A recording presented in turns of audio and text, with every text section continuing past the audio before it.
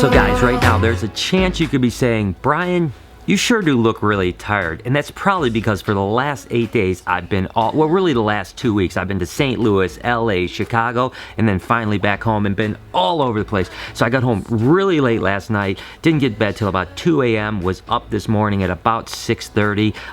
Got a lot to do today because I'm traveling again tomorrow.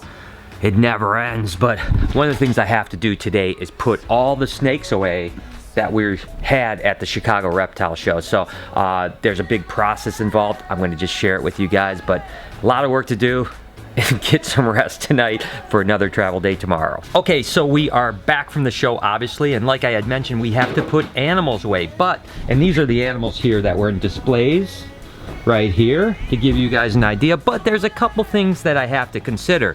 Now, first and foremost is the fact that when you travel with animals, there is always a chance that you can pick up unwanted guests on the way back or at the show. And I'm speaking in particular of the worst thing a reptile keeper can have is mites. I hate mites. And just to let you know, I have not had a mite in the collection in over a year, and I want to keep it that way. But when you're in a reptile show and you're on a table with other tables all around you, they might have mites. And mites are nomadic. They can move up to 10 feet in one singular night. So if the guy that is 10 or 12 feet away from you has mites, your snakes may have mites. Now, you do not want to bring them back in. So what we're going to do is we're going to prevent mites by treating all the cages before putting them back, and I'm about to show you how we're doing that. I use this right here. It's called Prevent-A-Mite. Now there's a few mite products out there. I prefer Prevent-A-Mite. And just to let you know, this is not a paid endorsement. I am not getting anything for telling you that I use Prevent-A-Mite, but I use that. And so what I am going to do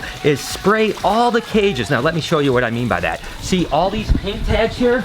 All these pink tags? These pink tags are cages that don't have snakes in them. They came to the show with us. And what we're gonna do is we're gonna remove the water really quick. I'm gonna do a quick spray of the paper of this Prevent-A-Mite right here, and then I'm gonna put the animals back. That is how I'm gonna do it. Now what that does is it has a crazy mite killing superpower that coats the cage, and then if a snake gets in there that does have a mite, the mite's gonna crawl around, it's gonna die. It's a pesticide. And this is the way that we prevent mites. Now, I'm not saying I'm gonna be bringing mites back. I don't know, but I'm gonna prevent it. I do not want a snake to come into my facility that has mites and then get mites around. Again, it's been over a year since we've seen any of these nasty critters, and I wanna keep it that way. So the first thing I do, all the pink tags are gonna get sprayed. Then I'm gonna go back and put each individual animal in their cage. We know exactly which cages each animal goes in so that we have the right numbers on the animal. And it doesn't matter, you don't want to hear anymore. I'm putting stuff away. So the idea here is pretty simple. I'm just removing the water dish for a second.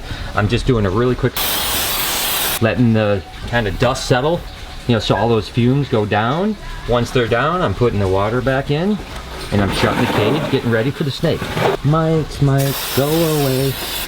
I'm gonna kill you off today. So everything is treated for preventative mites. Again, not saying that there were mites at the show, but why take a chance, right? I mean, I'm just gonna go ahead, put this down, and hopefully I don't have to use that again until the next show I am at and don't ever see mites again. Now we just have to take and put the animals away. And we have to find the cages that correspond with all these and put them all away. These are the guys that came back. Okay, we got a banana spider special. It goes right here in this cage right here. Banana Enchi cinnamon. What a beautiful snake. Take a look at that sucker. That thing is gorgeous, but now I just got to find the spot for it. That's the hard part. A lot of times I'll just set them down right in the water because they haven't drank in a few days. I want to get some fresh water for them, so. Hold up. So let me ask you guys, take a look at this. This is actually a pastel lithium fire, which basically is a pastel, a cinnamon, a lesser, and a fire. That's one beautiful snake. But let me ask you guys, have you ever been to a reptile show? Or have you ever wanted to go to a reptile show? Go ahead and comment down below. Let me know your experience, like what's the coolest reptile show you've ever been to, or if you haven't been, what show do you want to go to? Now I'm going to go put away snakes.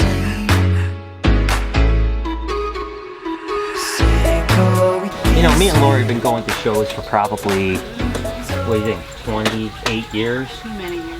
Here, there's this little town Millersport, Ohio. Ironically enough, it's the little tiny town that's probably only 500-600 people, and Roman Atwood is actually from Millersport, Ohio, which I find pretty interesting. But we're like 18 years old, you know?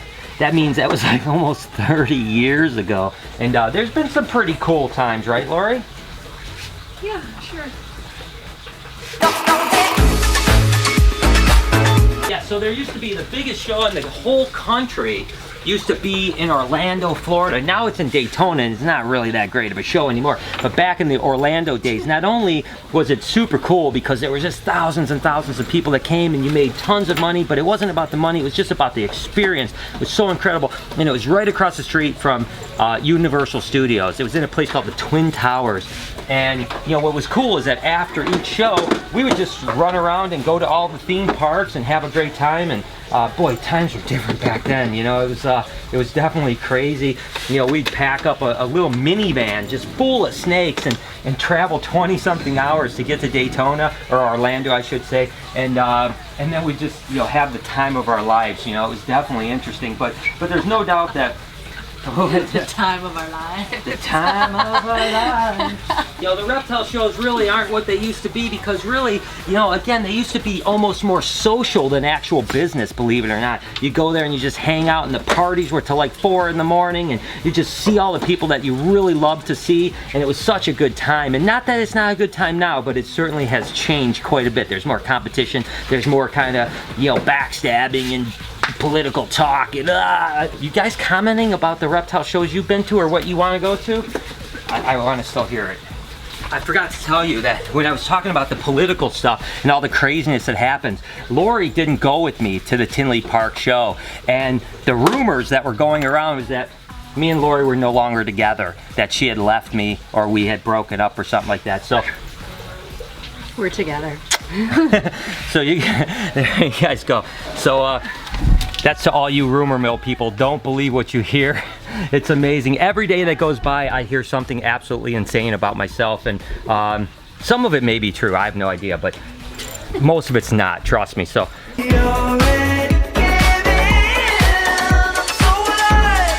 So I certainly have been struggling through the day trying to keep my energy level up, which is fine because I usually do pretty good, but I kind of feel a little bit almost like hungover just from all the travel and stuff like that.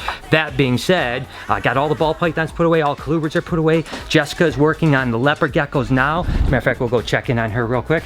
She's got the leopard geckos. You can see kind of the insanity of all this stuff going on.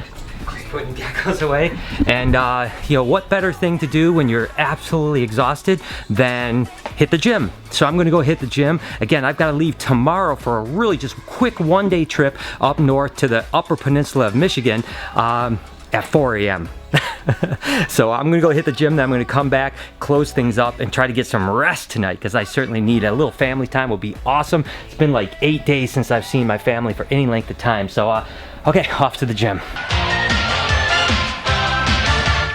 Back from the gym, just gonna give a once over into the place, and then I'm gonna head home and literally try to get some R&R. So we're heading up north, but we're only going there for one day. I've got to take care of some family business. It's about a 6-hour drive tomorrow, but it's absolutely gorgeous. A beautiful drive. The only problem is we have to go over the Mackinac Bridge, the Mighty Mac as they call it. For a long time it was the longest suspension bridge in the entire world. Now of course it isn't, but nevertheless I am terrified of bridges, and the Mighty Mac is #1 in my book, because as a kid I used to travel across it all the time. Terrified. So tomorrow we have to go across that. But once we get into the Upper Peninsula, it is unbelievably gorgeous, and we're going to go right to Lake Superior. Again, it's a quick turnaround. We're only going to be there for about 6 or 7 hours. So we're driving up there 6 hours, there for 6 or 7, driving home 6 or 7. So hopefully tonight I can get some rest, because it's going to be a super early morning. Hoping to get on the road about 4 a.m. So I'm going to check the animals really quick, make sure everything's good, shut down. I'll be out of here tomorrow, and I'll be back the next day feeling pretty tired again. But anyways, just check everything out, say goodbye to my animals for the night, and get the show on the road. I have a few snakes that are live bearers that are about to have babies, so I'm just kind of peeking into cages to see if I see any little squirmy ones there. And of course I'll say goodbye to RJ. Bye RJ, you be good. I'll see you soon, okay?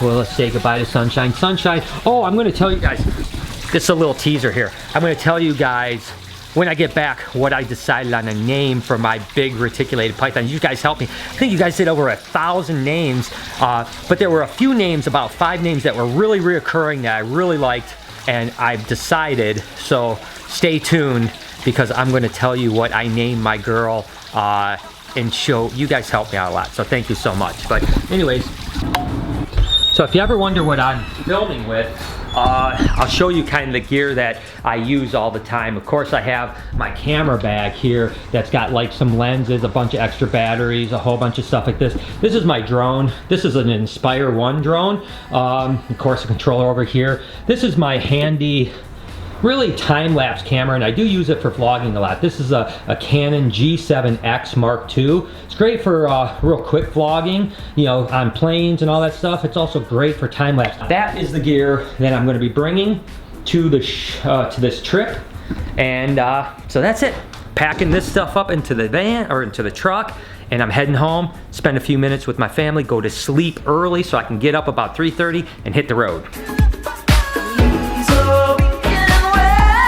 Look who I ran into as I was coming up to the house. Our puppies are waiting for us. Hey guys. Hey guys. Feels good to be home. Gonna have some dinner. What do we have? Where'd you go? Where'd you go? I thought you were home. Oh, it's Lucy's medicine. All right, dinner time and then sleep time. Did you drink all my hard cider? No, I didn't have any. I just drank the wine. You just drank the wine? Yeah. How was it? Oh my god, it's delicious for one bed. I'm buying 3 of that one. I promise you guys, Lori is not a wino. This is our dinner tonight, guys. It's lean beef and some peppers. Trying to eat clean again, guys. I've been on the road eating. I've been on the road eating so bad the last like week and a half. Time to clean it up, man. Gotta clean it up. No more crap food. I'm feeling terrible about the amount of eat. So back to clean eating every day, except for tomorrow. Noah. What? You were beasting it up. Noah's at the gym today. Getting his gains. Yep. How you feeling, man? Good. You already getting pumped? You getting swole? Yeah. Everyone always comments about mom's ripped arms. Keep working. You gotta catch up to mom. Get there.